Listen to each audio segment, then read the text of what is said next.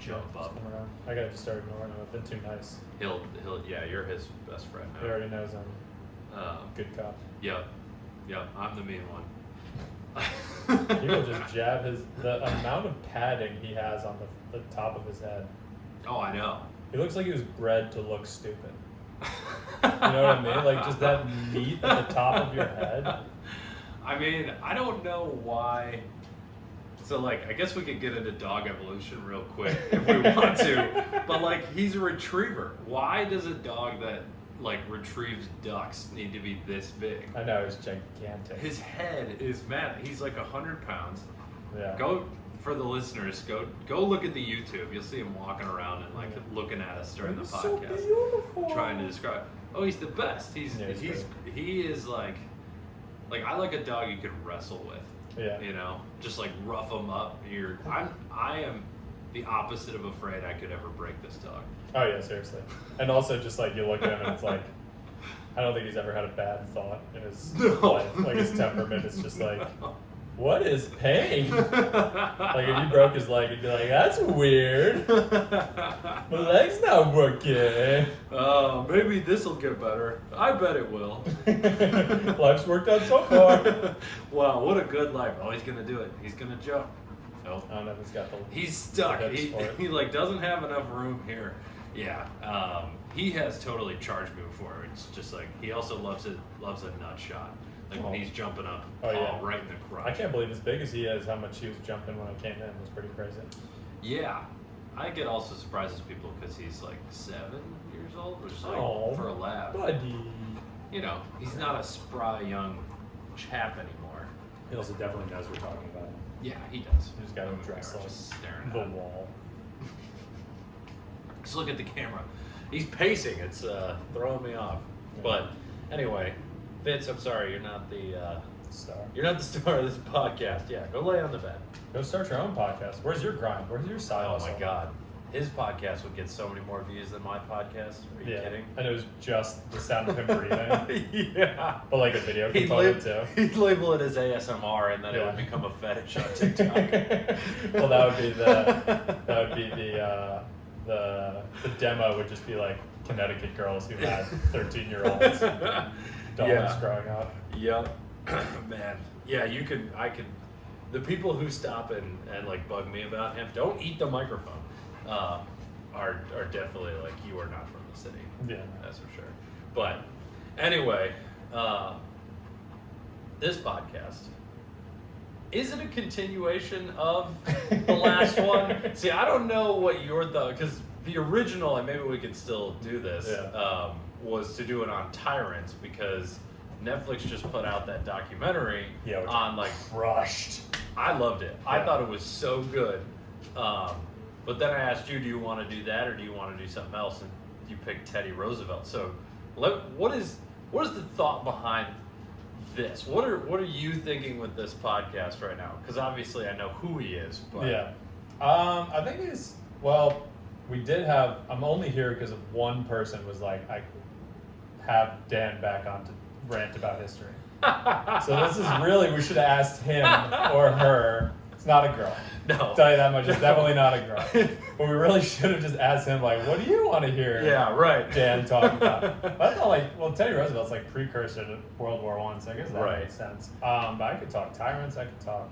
No, let's definitely do Teddy Roosevelt. The issue with asking my friend who, the biggest issue with him is that he would want to get into every little tactic of every little battle. And I know you would do it. Yeah. But I think it'd be just him listening at that point. There are books that I've like the books that I've read about World War II are like an active thought when I'm reading this is like no one else is reading. Like this sucks. Yeah. Like I mean it does some of the books suck because they're so dense with like. So that's like an active thought is like, I don't think. But then usually when you're thinking about those things, it's like, no, actually those are the things that people are really interested in. Right. This shit that's like, that one, whatever. It's like, no, you'd be surprised. There's like weirdos. I think a lot of it has to do with age as well. Like the Amazon Analytics has all of the buyers of the book above the age of 65 and then one dot where you are Yeah. in your late 20s, and the AARP already has you on a list. I don't They're know. like, this Yeah. guy is going to be a prime. And then what do I do? member. Also, what do I do if this is my reading taste now? It's like, what do I do with my midlife crisis? Is like, how do you get? You start reading Twilight. I think you go Yeah, backwards. just the Benjamin Button of like yeah. reading It's like, insane. "Oh, these teenage romance novels are pretty good. Yeah, I just read I read a book about like Al Qaeda, Okay. and that was like, I was like, this shit happened too recently. Like it was really good. It was The Looming Tower. Like I recommend I've heard of that, It's on actually. Hulu now. I think it's like a dramedy, not dramedy. Al Will Qaeda's they- hilarious. Yeah, it's kind of like a will they, won't they blow up the World Trade Center. Spoiler by history. Yeah, so like I've been dipping my toes into That's- like more recent shit. But That's good. Did you hear about Malcolm Gladwell's new book? no, which one is it? It's about essentially the guys who created the Air Force Mhm. and like how they like all of the drama that went around internally while they were trying to figure out the best way to like bomb Japan and Oh my Germany. god, yeah. And he was talking about how like bombers in World War II had like a 1.5% success rate. Oh, Because yeah. they were so high up, the physics wasn't there yet, and they were just dropping bombs in the middle of like fields, or they would get shot at. The pilot was 19, and he'd just like veer off into fucking Yeah. Norway. And the casualty rates too were just like brutal. Like you Right. that was what made Catch 22 like such a funny book. Is just like you're dealing with every single one of those people in that book is like, I'm gonna fucking die. Like they're all like the casualty rate was so fucking high for bombers, and like did it really matter? And like I just listened to this podcast about like think about like this probably has something to do with like the Air Force, but like think about like if you were to like napalming Tokyo. Yeah. It was something. It was like hundreds of thousands of like people. It killed so many more people than the atomic bombs. Yeah. And like that, like how do you strategize? Like, all right, well, how much? You're like somebody had to do the math on that. It's like, okay, well, we have this many bombs. Like we drop them here. Like we're trying to wipe out because the issue with Tokyo was like so many of the civilians were just like making weapons in their houses. Oh. So it was like really desegregated like industry. So it was like, well, we have to bomb the civilians. I was like, I don't know if it really did, but Yeah. because it was so spread out, that was why they like completely wiped Tokyo off the map. Was because like there's so many mom and pop shops Yeah. that were like making all of Well, this he shit. he actually gets into it. I listened to a podcast with him talk about the book, and he gets into that internally there was the guy who started the Air Force Mhm.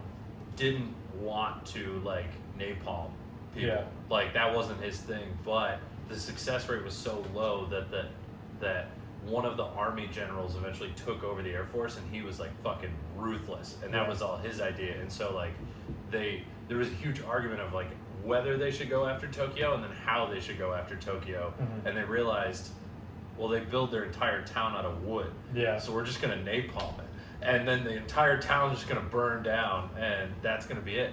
The craziest part though is Japan gave that general who napalmed Tokyo the highest honor a non-Japanese person could have. Why, 'cause he did it? After the war, yeah. Oh my god. And nobody knows why exactly this dude is being honored for like killing hundreds of thousands of people. That's so Japanese. But they were just like, nice job with that massacre. We would have done that to you. We would have done that to you, but we didn't get to it. it's So. true.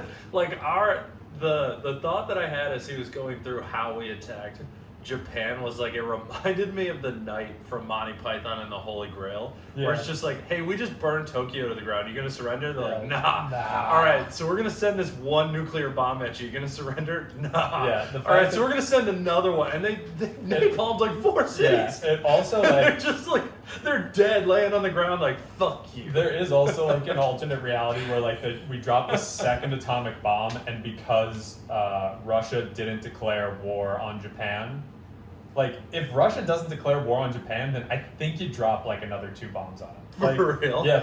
Wow. The issue of Russia like turning from the east and or turning from the west and focusing their entire war machine on Japan. Japan was like that's it. Like that was as big of a like They need to show us more respect. Is what I'm saying. Yeah. No, I'm kidding.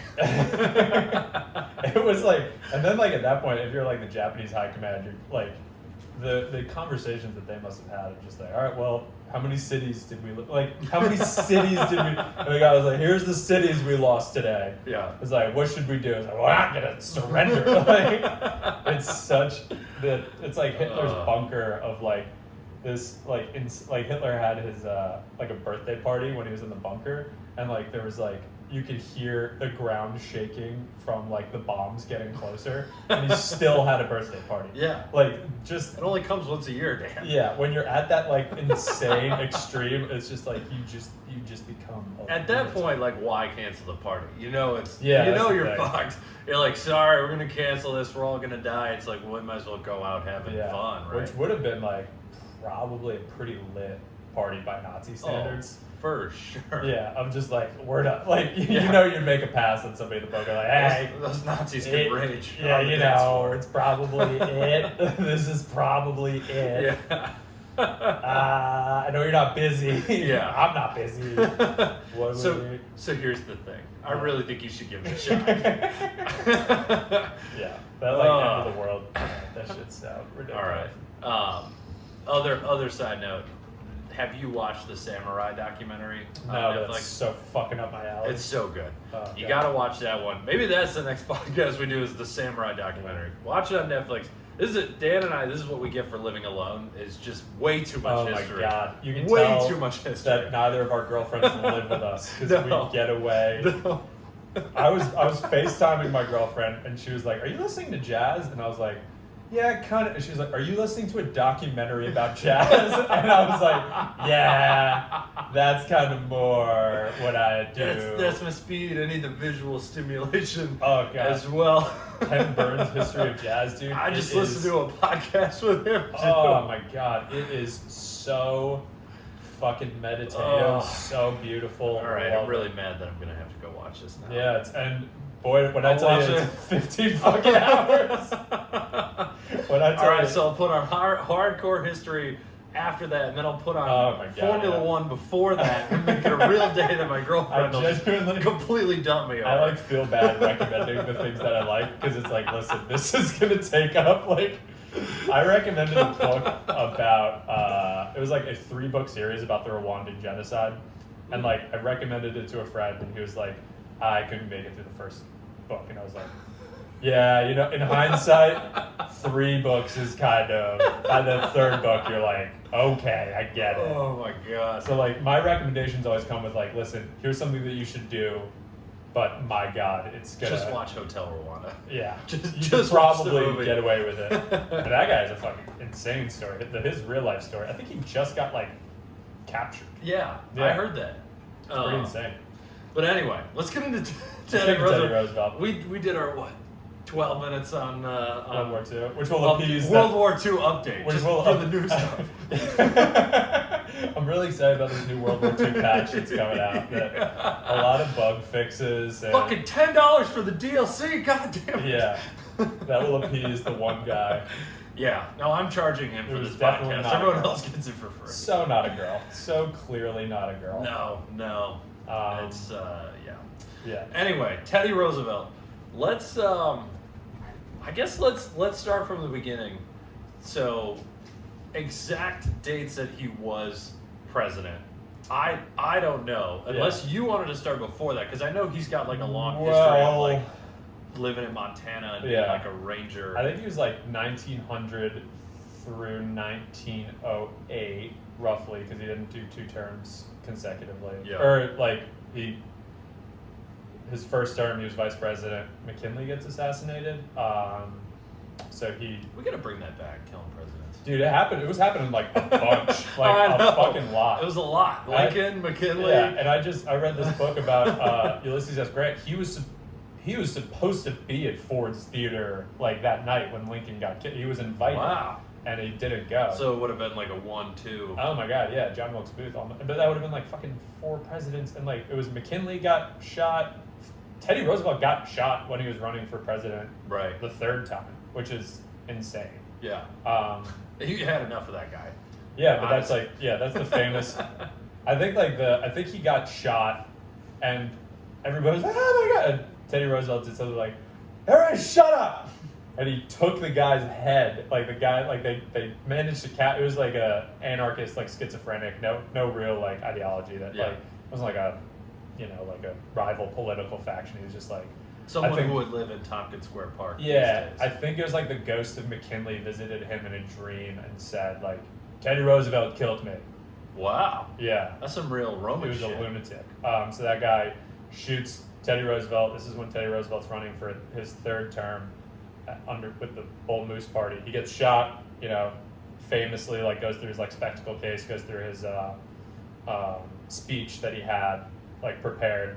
And so like there's bedlam. He's I think he was like in a car, and he was like, "Well, everybody shut up!" And he took the guy's head. He'd been like captured. He looked at him. He's like, "Why the fuck?" Said something along the lines of like, "What the fuck? Why'd you do that?"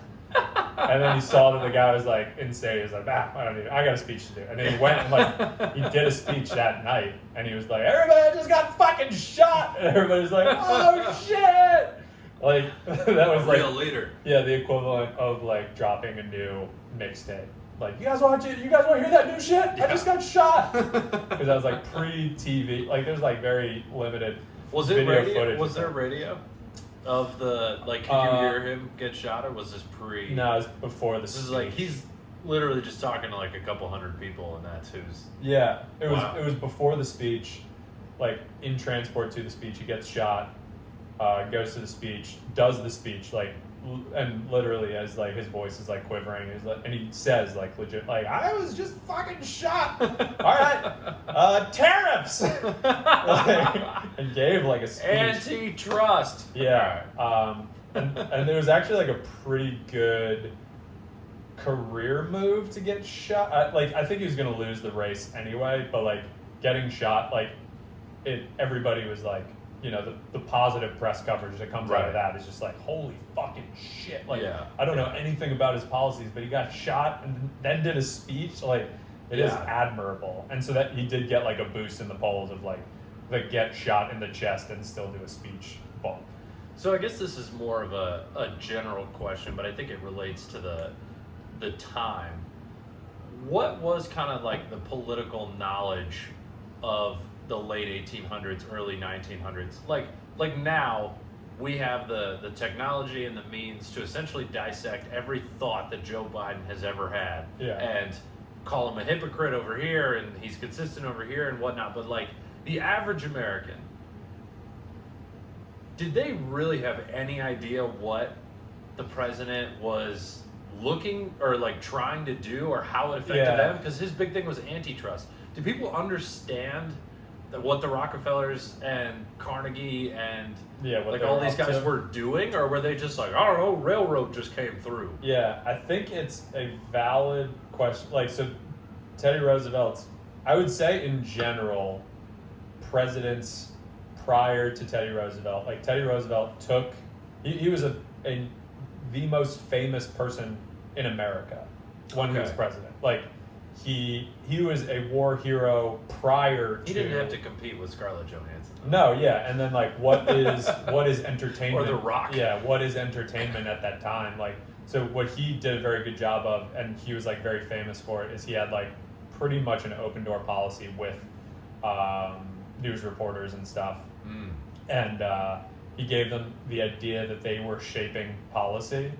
So he like he was like what the way that you see the president now of like Biden will say things of like he'll say things to the press, then he'll say things in like official announcements. Like Teddy Roosevelt was the first one to like sort of recognize like I can just go right to the press and go right to the people.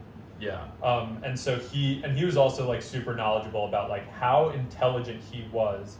Like I just looked at a quote I'd highlighted in the book I read on him was like, he was like, yeah, when I show up to a town on like a ticket stop, I spend most of the time making like references to the town. Otherwise the people won't listen. Like a good stand-up Yeah, comic. honestly, like I just drove it. This will be a great town if they ever finish it. Like, oh fucking shit. But he was like, and he was a good job. He did a good job of like, I mean, the verbiage that he used too was like a square deal.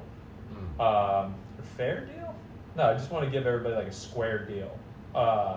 which was kind of like his antitrust like Right. messaging and stuff. So he was like able to sloganize it and in a way that is like Well, you think of everybody it now, understands it. yeah, like Yeah. war on drugs, like war on terror, like those three. He was very good at making like catchphrases for the shit that he was doing. So like I don't know if, and you think like Americans have only gotten smarter, like the literacy rate then wasn't great. You know what I Right. mean? It couldn't have been like 99% or whatever it is now. So Yeah. I don't think the average person like knew what he was like really up to, but like I mean, you look at the political cartoons of him at that time, like he was like a mythological figure.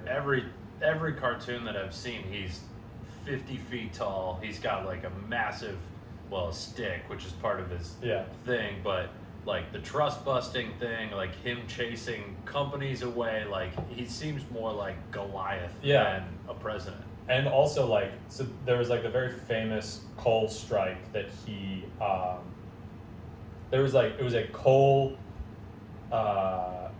classic strike where like the people whether I think it was in like Pennsylvania, all the workers are uniting, like the conditions are terrible, this is pre 5-day work week or whatever, I'm not really sure the exact conditions, but like he brought the coal barons in and labor and like mediated the dispute like between the two of them and like ended up like maneuvering it in a way that like the coal strike ended. This was at a time when like everybody in New York like used coal to heat their houses, and they were looking at like estimates of like thousands of casualties of people just freezing to death in their Yeah. apartments and stuff. So like he was the type of guy who was like, okay, everybody get no fucking roof. Like, what's this bullshit? Like, but he was also he was tactical enough to make it seem like, hey, you guys kind of won, but you guys also kind of won. Like, Right. he did a lot of these like sleight of hand, like negotiations that like made everybody feel like they won, and like it ended up being like a small win for the workers. And Well, yeah, so from everything you said, it sounds like he was kind of populist,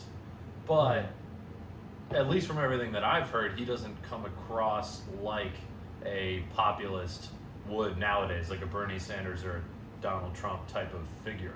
yeah, I mean, he had like there was kind of a populist. It was like William Jennings Bryan was like the sort of like Democrat, like he was kind of doing the Bernie Sanders route of like getting everybody. He was like, Right. I think he must He's have. saying he would kill the coal barons.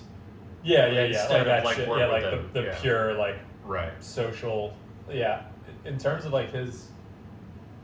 Yeah, I mean, he just got people fucking fired up. And he did so many insane, like, so there was like the trust busting thing where he, like, I don't know how you initiate like a lawsuit on, trust or whatever, but like he was Like created antitrust. yeah, he was like advocating for it and like making sure his attorney general was like on the ball with that. Like he negotiated the coal strike.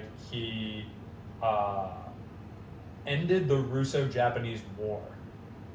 So Who like was that between? it was Who's between Russo? Russia and Oh. Japan. Japan immediately beats the shit out of Russia so quick, like people were like shocked, like they destroyed their entire navy in like one battle. Shit. Um, Well, island nation. yeah, You'd feel like they'd be pretty good at water. but it was kind of like it was that point where it was like Japan, like the rapid acceleration of like, there was this like funny thing I saw on Instagram that was like there was a period of time when like a samurai could have sent a fax. Yes. So like that rapid industrialization for Japan like kind of happened in like a like nobody really knew about it until Right. the Russo-Japanese War, and then it was like holy fuck, Ah. like they just like curb stomped Russia like Yeah. immediately out the gate, and it would have been a lot worse had Teddy Roosevelt not again mediated. Like he brought the Russian generals, he brought the Japanese generals. There's some like hysterical pictures of how tall these Russians are and how small these Japanese guys are. And Teddy Roosevelt just in the middle. He was so brilliant that like he got a table like that they were like negotiating around. He didn't want chairs because he was like, I don't want you thinking that you're at my right hand, that you're in my left hand. Like we're all going in as equals. Like he was very in tune with like that. I think he was the first American to win a Nobel Prize. Oh. Period. He won the Wow. Nobel Peace Prize for Yeah. like mediating that war. So you have like all of the the legislation that he was passing and stuff, and then these like monumental achievements on top of them that are like fucking insane that he pulled it off. Like, so, and maybe we should get to this later, so feel free to redirect it, but like, why did people get tired of him? Because from the way that at least I've read about history and how he's portrayed as like antitrust, like he pretty much started unions in America, like he brought more workers' rights to average laborers. Like, was it really just big money that was fighting against him the entire time, or like what was the argument against him that he couldn't win that third term even with getting shot? Yeah, it was so the split that occurs. It's kind of complicated. He gets. I should also say I'm not an expert, and I read 3 books. Kind of. And I watched a documentary recently. That is way more of an expert than anyone listening to this podcast. Yeah. So McKinley gets shot. Teddy Roosevelt is vice president. He immediately becomes president in the middle of McKinley's term. Okay. Finishes out so popular that like wins in a landslide his second term. In the euphoria of him winning the second term, he's found out that he's won in a landslide, like a bigger win than he could have ever imagined. And some reporter is like, "Are you thinking about third term?" And he was like, "No, I would never." And so when he said that, there are quotes of him saying, like, "I would cut off my fucking right arm to have that quote back."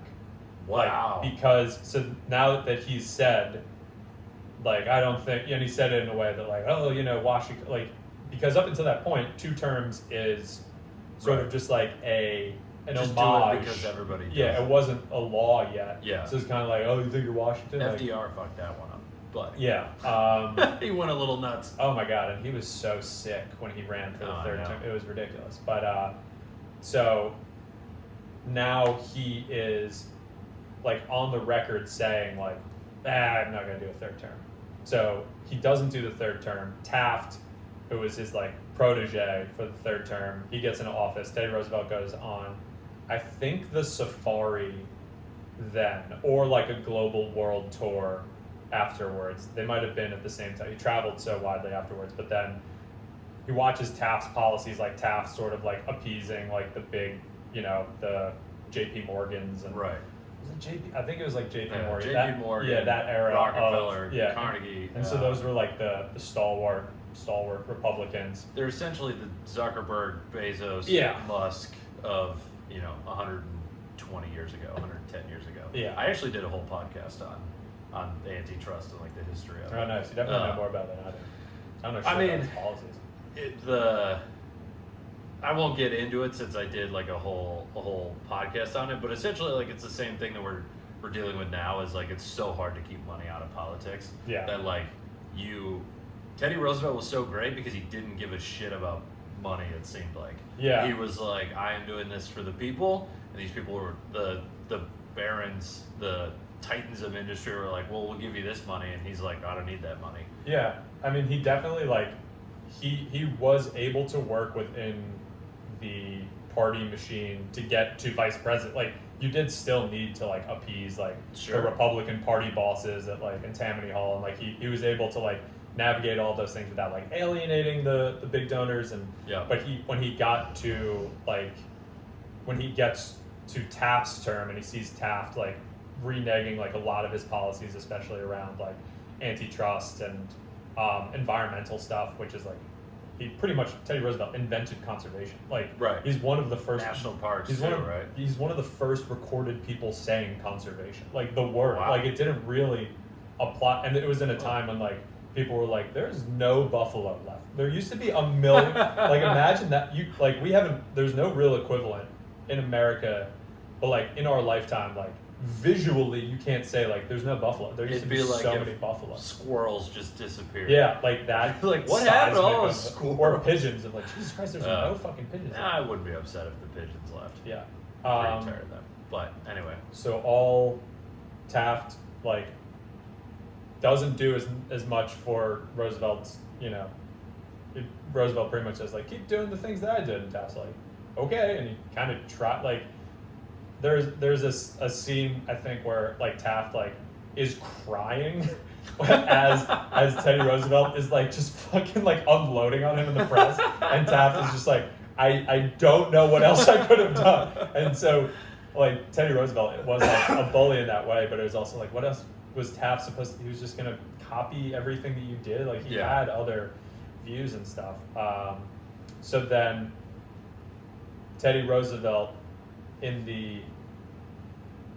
afterwards, Taft is running for re-election, and Roosevelt decides to split the party and create the Bull Moose Party in order to run for his third term. This was after Taft's 4 years, and so that was, like, really the populist, like, split of, like, no, Republican mega donors, like, right, sort of, like, progressive policies.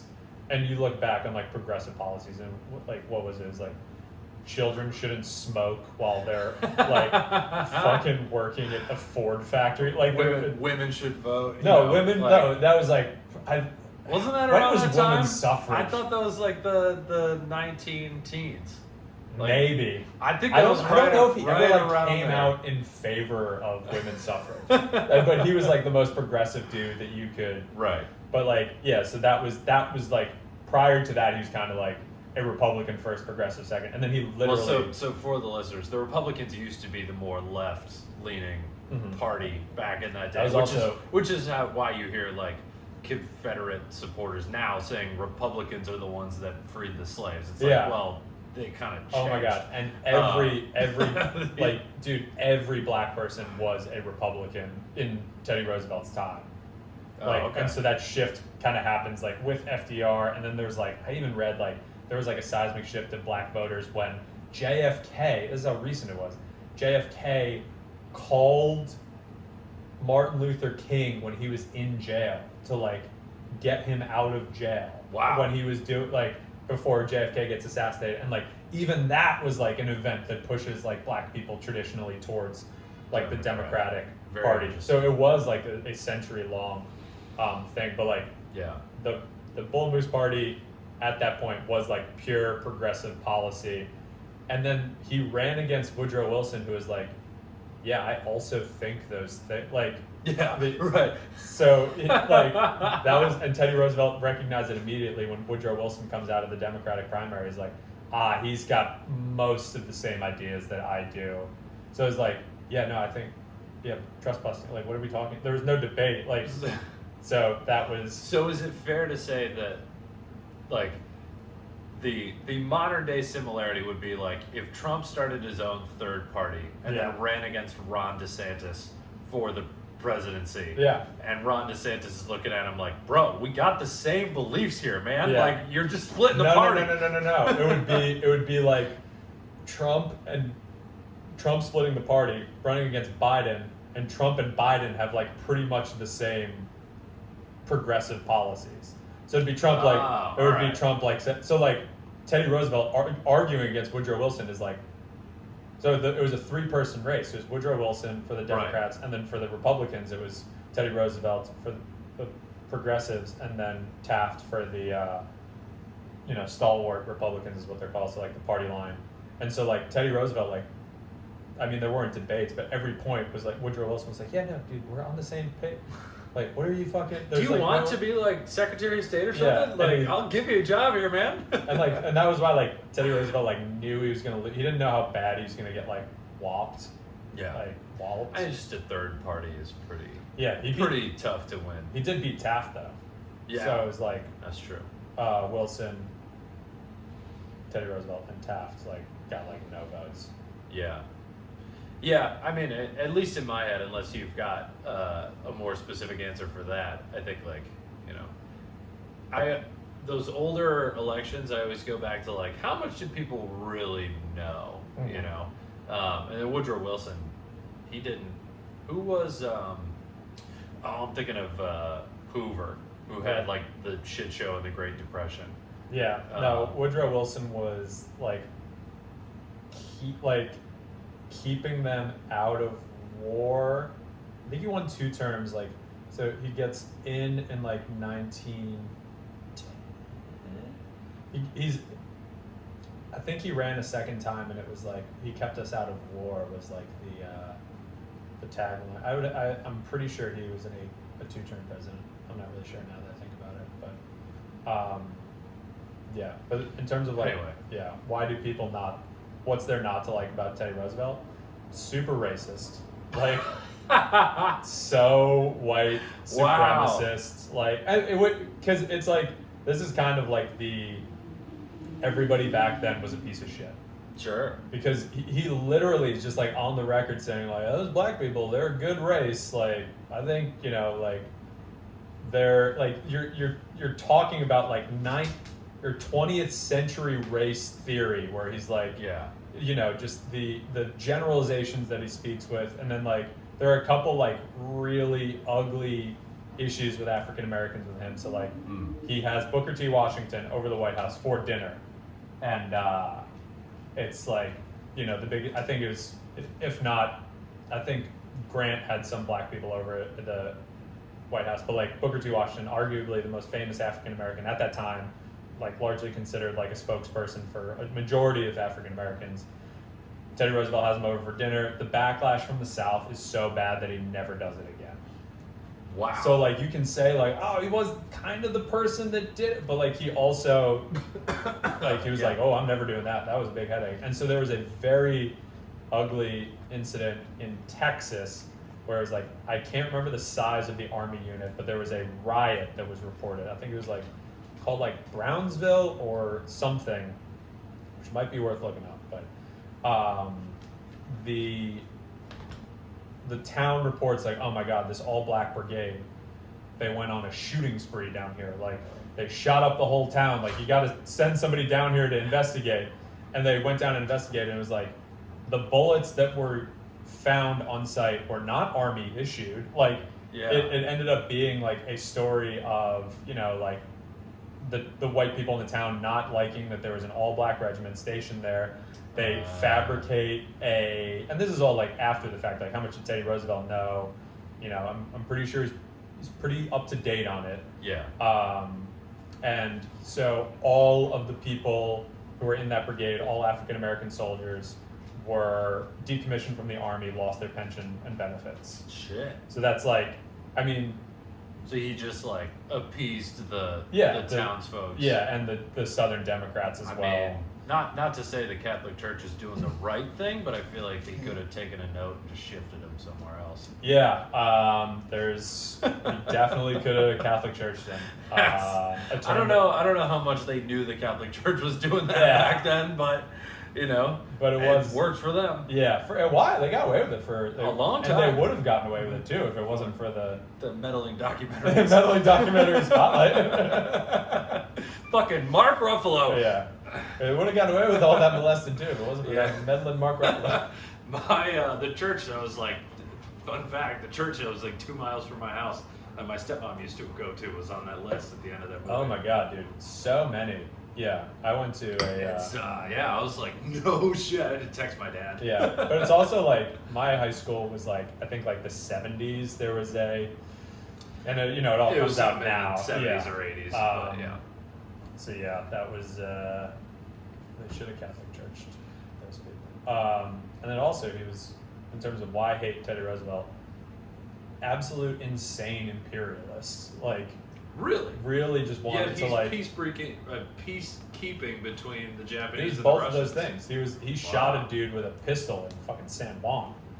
Like when he was as part of the Rough Riders, he literally like went to Cuba, shot a Spanish guy. I mean, it was like a battle. Yeah, this is where he got his like fame as like a war hero. But like, I mean, he was a murderer. Like he shot he killed a dude. He advocated like. Over, like, that was what the Ken Burns documentary did a really good job of like, you look at his readings, like, there's a real bloodlust where, like, he believes that, like, battle is good. Like, this is pre-World War I, so everybody thought, like, and him fighting in the Spanish-American War was, like, lasted a week. Right. So, like, it was pretty dope. Like, get fucked up with the boys and... What? Like 30 years after the Civil War? So, like, the new generation of young kids didn't remember how terrible that was. Yeah. Like he was a child when I think his mom was like a Southern sympathizer, so his house was kind of split. Of like, I like the North, I like the South. But yeah, like, so he was he built the Panama Canal. Like, I was gonna ask, wasn't that his thing? Was that really when Yeah. we kind of took Panama under like the kind of vassalage that we Yeah. had them under for 100 years? so talk about imperialism. That was like, so it was, Colombia. I think Panama was not recognized as a country. They were like a region within, I think it was Colombia. Interesting. And so what Teddy Roosevelt did is he told, like, there was like a rebellion within Panama, and he, through back channels, like, was like, we're not going to stop you guys if you.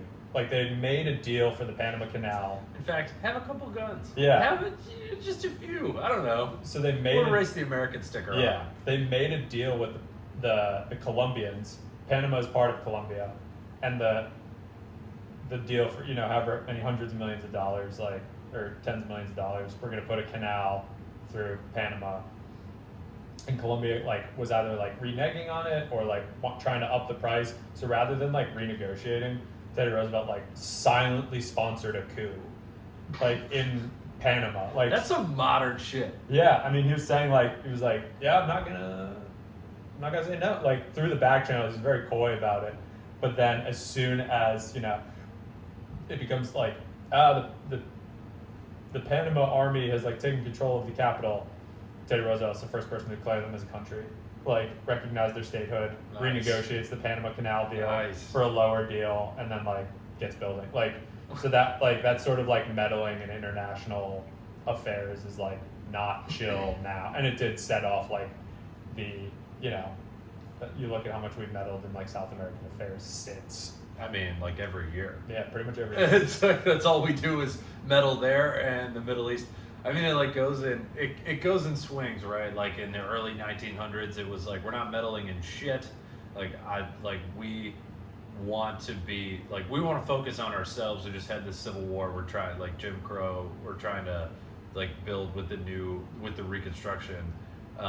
The World War I happens. We're all right, we'll fuck with them, and then it goes backwards. And then World War II, we become this all right, we're the hero of the world, the fucking cops. We need to go Yeah. in, every democracy everywhere, and that's where it starts. And now we're back to Bernie Sanders saying, hey, we should not fuck with other countries, and everyone now going, yeah, it actually sounds like a good idea again. Yeah, which That's is why we're pulling out of Afghanistan, even though the Taliban's taken back over. Which was a while. I'm in a group chat with a bunch of my college friends are all Trump Republicans. Wow. If Trump made a new party, they would be they're my friends from college.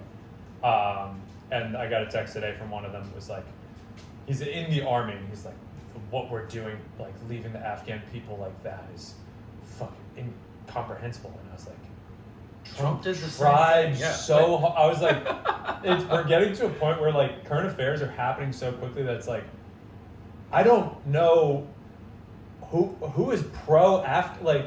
Are Republicans now pro-Afghan? Well, the Republicans are pro elongated war. Yeah, but even then, now just they're for the military-industrial complex. yeah. It was. But Trump was anti keeping the troops over there too. Yeah, I was so what?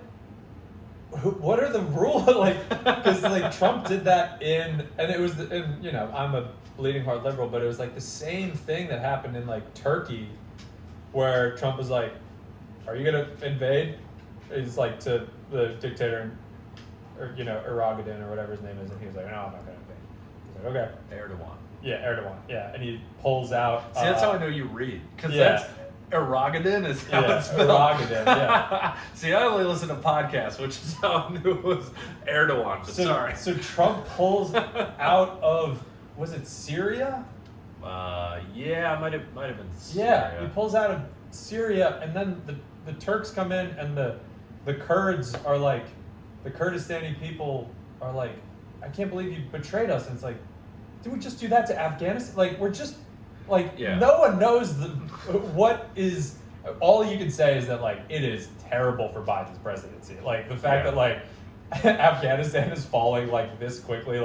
I think it's probably national public opinion would be yeah, get us out.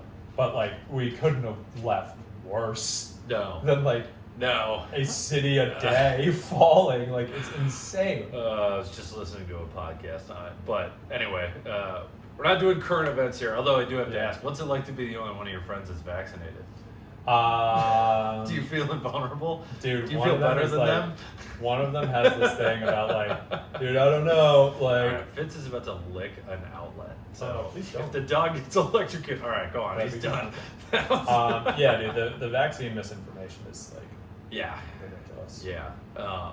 We can get into that another time. But anyway, yeah, the imperialist mindset, and you know, I think your friend with Trump is a good mirror to kind of the thing that I keep bringing up is like, did people understand what Teddy Roosevelt was doing with Panama, or were they just like, he's in other countries, I want him focused here, and like didn't even realize what he was doing? Because the Panama Canal opened up an incredible amount of commerce. Oh yeah, and you look at like, I mean, there's an account of like Ulysses S. Grant,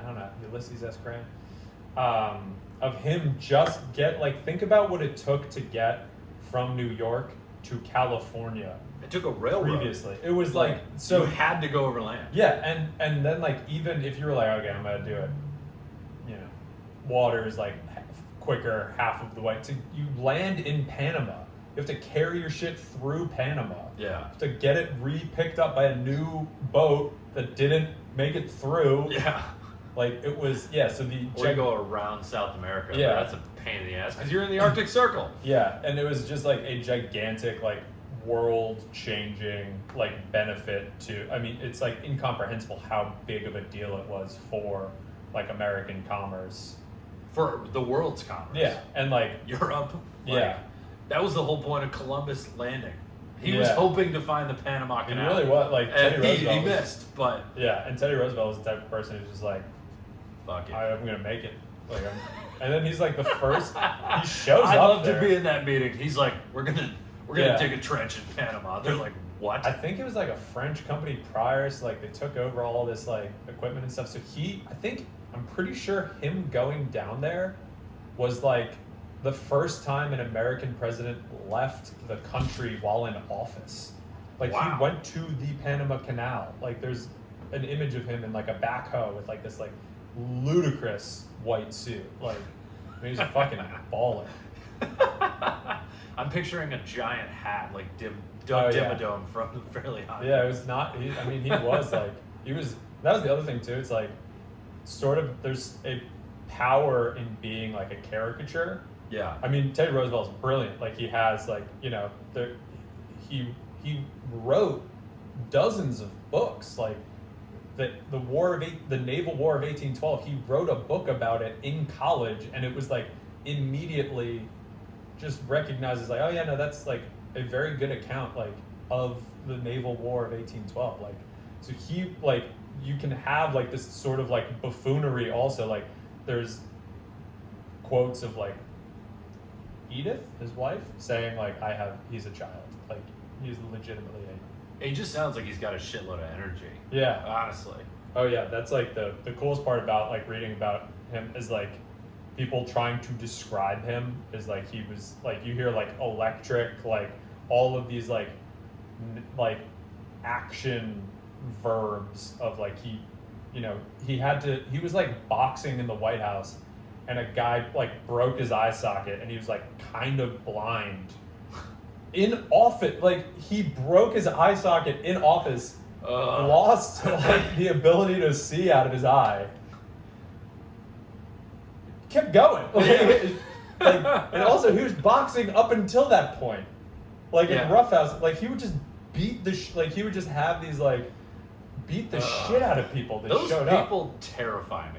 Oh my god! Like I know a few of them, and in real life, I'm like, I want nothing to do with you. Yeah, and like I'm gonna let you do your thing over there. Yeah, the amount of like physical, you know, I mean, as he gets sounds older, like Bert Kreischer.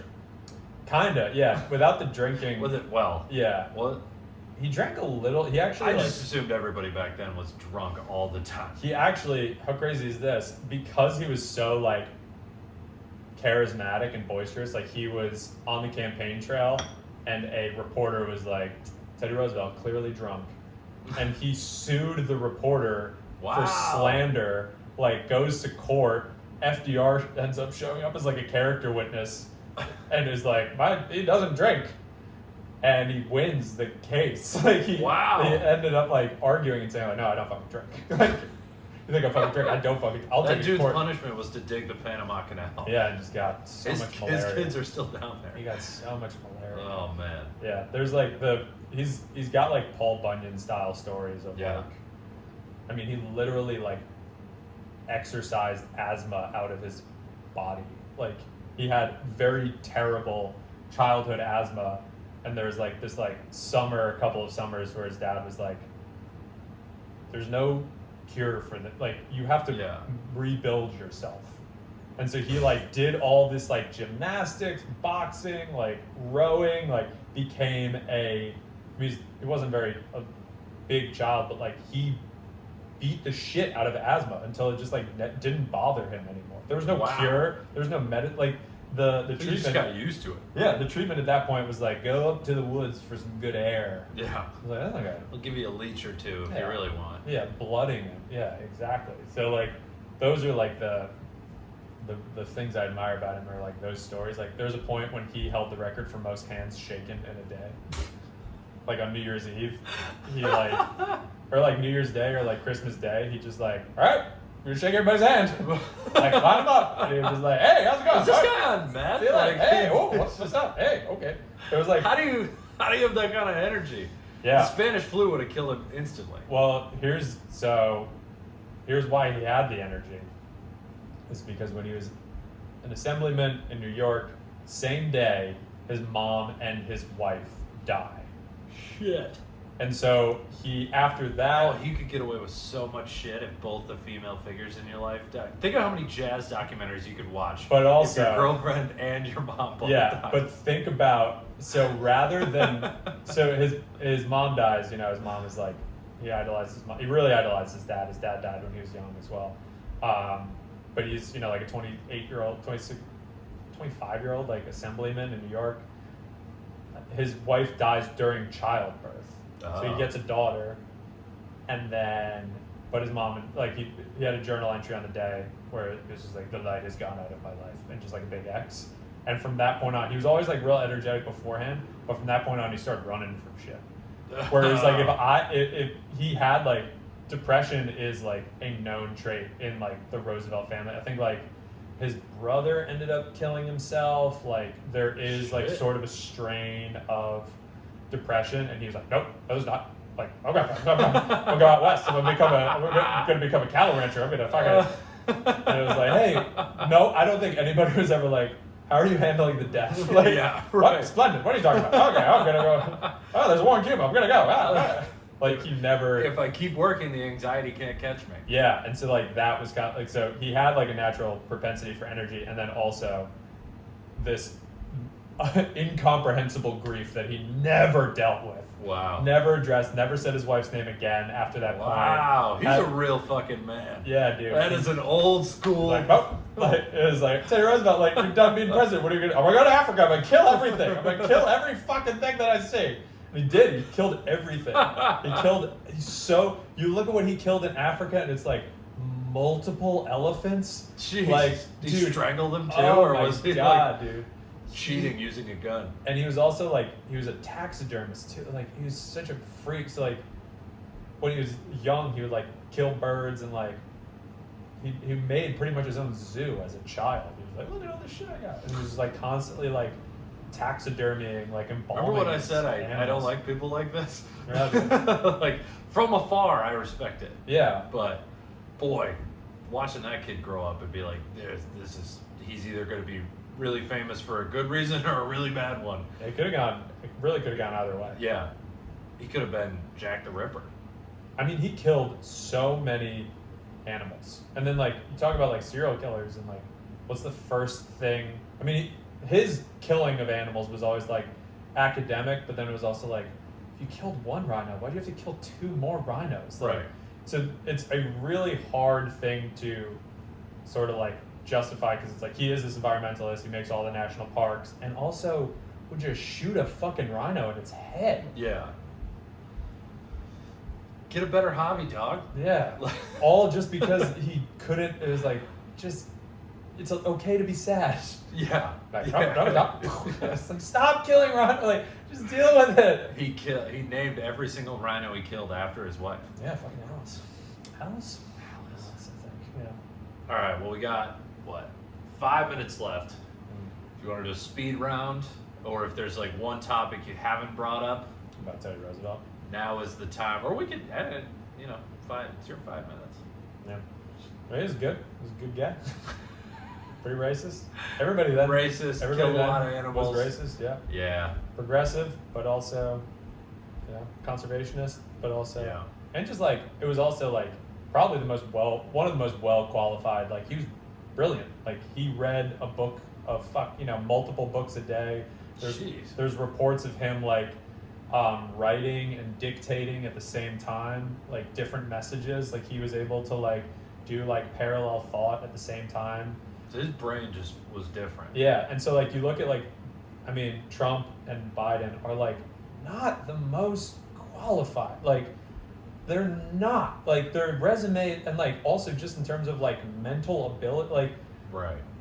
Teddy Roosevelt was like 40 something, like prime. You look at like Obama, like that type of energy, but even Obama was like, it was revolutionary that like Obama played basketball. Right. And it was like, dude, Teddy Roosevelt was beating the shit out of people who showed up. He would just like box and like beat Yeah. people with sticks. Like he act like, so like that is what is, and kind of like you look at like the, I think, decline of America. Like we're not, it's not gonna be good. It's been downhill since 1900. Let me tell Yeah, you. but you look at that as like that was a time when it was like the right person for the right job, like boundless energy, a country that had boundless energy. This is like just as the Industrial Revolution is coming Yeah. out, post World War II Reconstruction, like everyone's moving out west. California's just becoming so it was like it's this rare moment in history where it's like, no, if you did a fucking job interview of every person in America, it's like, no, that was the best person. This lunatic was like the best person for the job, like smartest, most energy. I mean, it's like you said on the last podcast, like there are times in history when it's useful to have a dictator. Yeah. And this applies to him. Like it sounds like he was essentially the perfect person for that role at that time. And not that everything was right, but his ability to talk to both sides on every single issue is like, that's something honestly that we need right now. But it also feels like, look, the president now essentially is the leader of the free world. Yeah, it's a lot where pressure. Teddy Roosevelt could get away with doing all that wacky shit because he was just a wacky American president that Europe was like, fuck that guy. It'd be like, if you had if Fitz started doing something really weird, we'd be like, he's just being a dog. Oh yeah. It was like America in the ascension, like in the ascendance, because like it's really the start of the ascendance. You get to World War II and it's like, post World War II. That's the boom. That's, we are the only superpower left. It's a solar, like a single superpower. But like that was ramping up. And who do you need at the helm when shit's ramping up? Like you need a fucking lunatic. And that was what we had, thankfully, at the time. Yeah. Yeah. Well, I think that's a pretty good place to end, actually. Follow me on Instagram. What's your Instagram? This is my name. @DanPulzello. All right, I'll put it in the show notes. But yeah, give him a follow on Instagram. Are you still doing those TikToks? Still making TikToks. Oh, this will take 30 seconds. I went super viral on gay TikTok. That's amazing. 10,000 new gay followers. That is awesome. 1,000 new Instagram gay followers who chased me from TikTok. Found my not like I was hiding, but like. Your it's weird. Your Instagram says no gays here, Dude, but they just broke right through. They are so supportive, and so many of them want to have sex with me. That is amazing. It was really. Was it one of the Europe ones? No, like the Europe America ones. The joke is, I'm very hairy in the gay community. I'm what's known as a, funny joke. It's funny. Amazing. 250,000 views. Beautiful. 3,000 comments saying, you're fucking sexy. Oh, ew, no, like you're a fucking bear. Like it is complimentary, but it's sexual harassment. Like it is. Is like, this what women have to deal with? yeah, and I told my girlfriend, I was like, hey, listen, like, just want you to know, I've been getting like 10 pretty provocative DMs. Like, I delete them all the time. And but like, thank you to the gay community for enjoying it. It was just really fucking funny. That is awesome. I'm just like watching. I'm just like, oh god, I'm gonna get some. And now, every one of those comments that says you're hot as hell, you can just show them to your girlfriend whenever she's pissing you off. You're like, hey, this is option B. Yeah. Like, you're option A. Don't get me wrong. Of course. But if option B is right here. you slip up, Yeah, exactly. just start scrolling. Like, don't even look at her. Just like start scrolling. No, it's funny. Your TikToks on the difference between Europe and America. I think I had like 4 of my other friends just send them to me randomly, having no idea that I actually knew who you were. And then also, my girlfriend's mom sent like her a few of your TikToks. Please. Yeah, I know. When it gets to like mom range, that's how you know you're getting up there. So go follow you on TikTok. It's the same at Dan Pulzello, right? Yeah. Follow me. And, Cool. Thanks for having me. And then you got shows going on in the city? Yeah. I mean, I'm always at LOL. Oh, nice. Which is new. Nice. I'm Congratulations. in Connecticut. Sunday. I bet they love you there. Yeah, Gotham Mondays sometimes, but Nice. nothing I'm really promoting. Just like, All right. you know. Well, if you're in the city, Oh, yeah. check them out. Yeah, just DM me. And you do my show every once in a while. Oh, yeah, make So, sometimes. yeah. Cool. Follow me at Corey T Comedy on all social media. I've also got a decent TikTok following now, so go check out what I'm doing there. What? Nice. Yes. And then, every Monday, Greenwich Village Comedy Club. And then come see me at 3 Monkeys just about every weekend at this point. Oh, yeah. But we'll do this again. We'll do, maybe we'll do one on the either the Japanese documentary, or we could do like modern political Well, we discourse. gotta ask that guy what he wants. That's true. Yeah, we'll put out a survey to one person, see what it's. Yeah, because I can talk about this shit all day. Yeah.